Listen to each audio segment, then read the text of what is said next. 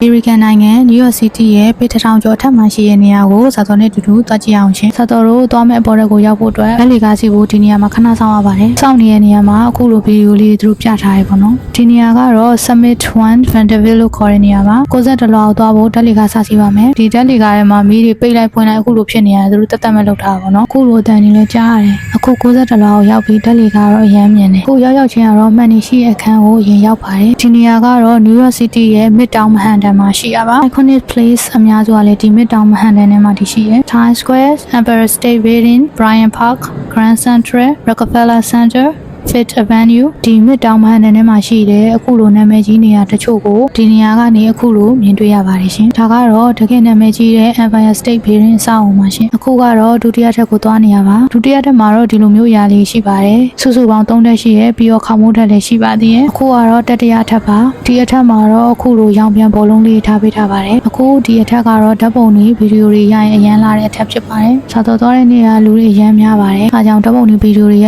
တော့နည်းနည်းတော့အေးဆေးမရှိဘူးဒါပေမဲ့လည်းရှိုင်းနေကြတာပဲပေါ့နော်ခုလိုမျိုးလူတွေများကြတယ်နေပြီးတော့ New York City မြို့ကြီးကိုအပေါ်စီကနေအခုလိုမြင်ရတယ်လေအရန်လှတယ်လို့ခံစားရပါတယ်အခုကတော့ Bryant Park လို့ခေါ်တဲ့ပန်းခြံကိုလှမ်းမြင်နေရတာပါဟိုအရှိမလှမ်းမြင်ရတဲ့မြစ်ကတော့ Hudson River နဲ့ East River ဆိုတဲ့မြစ်ပါအခုကတော့ Rooftop ကိုရောက်ပါပြီ Hudson River ကတော့ Manhattan ရဲ့အနောက်မှာရှိတဲ့မြစ်ပါ East River ကတော့ Manhattan ရဲ့အရှေ့ဘက်မှာရှိပါတယ်ဒီ Rooftop မှာတော့အခုလိုလေးလေးတဖြူးဖြူးနဲ့ New York City မြို့ရဲ့အလားကိုအေးဆေးဆေးထိုင်ကြည့်နေကြတဲ့သူတွေလည်းအများကြီးပါပဲရှင်အခုလိုလှတဲ့နေရာလေးတွေကိုဇာတော်နဲ့တူတူလိုက်ကြည့်ရတဲ့အတွက်ကြောင့်စိတ်ထဲမှာအေးချမ်းသွားမယ်လို့မျှော်လင့်ပါတယ်ရှင်အခုကတော့အောက်ကိုဆင်မိုးတက်လေကစီးနေပါပြီအခုတော့ပြန်ပါပြီဇာတော်နဲ့တူတူအခုလိုလိုက်ကြည့်ပေးရတဲ့အတွက်လည်းကျေးဇူးတင်ပါတယ်တတား